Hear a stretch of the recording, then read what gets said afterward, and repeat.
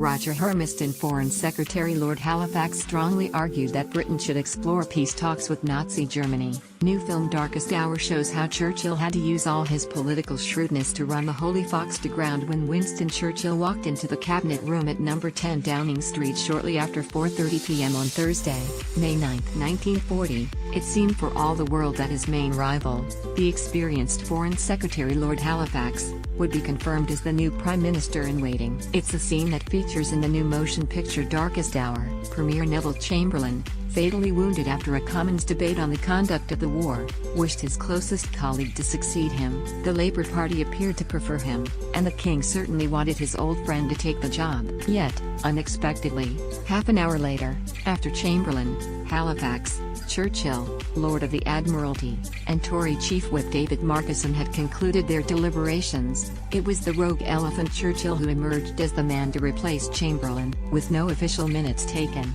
the most fateful meeting in British political history remains a subject of immense fascination and contention to this day. Yet if the exact details of this remarkable meeting of the government hierarchy, for it was them, not the electorate, deciding on the country's next leader, remain a matter of Westminster folklore, its outcome was easier to interpret. Churchill was up for the job, whereas Halifax, for varying political and personal reasons, wavered. Writing in his diary that night, Halifax reflected that he would be a wartime Prime Minister in name only. Churchill would really be running things from the Ministry of Defence and, equally crucially, would be leading for the government in the House of Commons. It is more likely, however, that at the very moment of opportunity he simply feared the burden of responsibility would prove too great. For Churchill, the mindset was utterly different. I felt as if I were walking with destiny, and that all my past life had been but a preparation for this hour and this trial.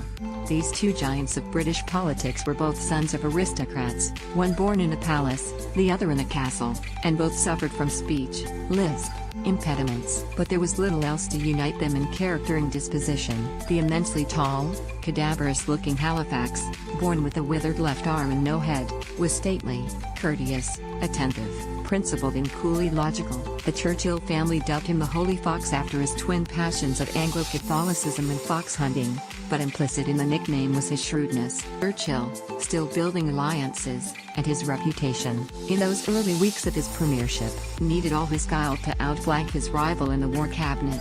Halifax, who had met Hitler in 1936, wanted to pursue a diplomatic settlement with Germany. Churchill, however, arguing that Hitler would never be satisfied, played for time, making non-committal noises about Italy, hostile, but still neutral, as a mediator in possible negotiations with Germany. Those disagreements remained, and were fought over ferociously, around the cabinet table in late May 1940. In 5 tense cabinet discussions, Halifax, supported sporadically by the ousted Chamberlain, put the case for exploring peace talks.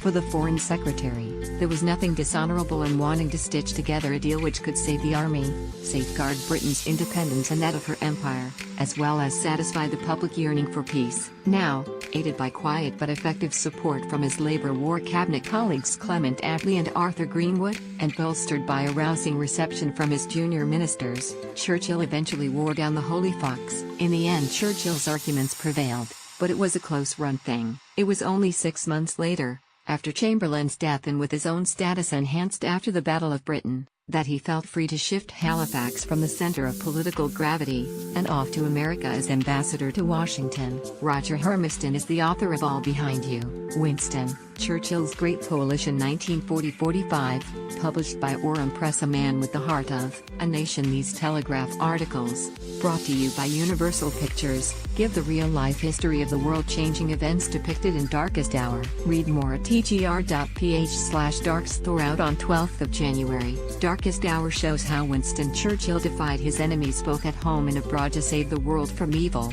Find out more and book your tickets today.